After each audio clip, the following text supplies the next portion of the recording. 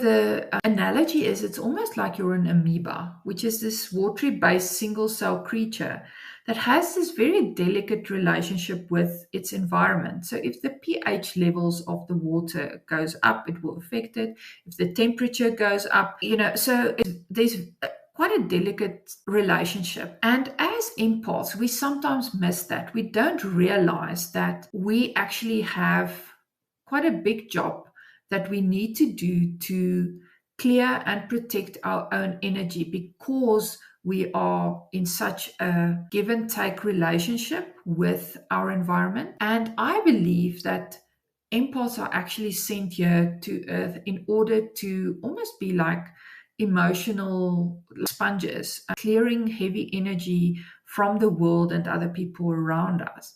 However, you can't do that job if you're just going to be overwhelmed by the dirt around you.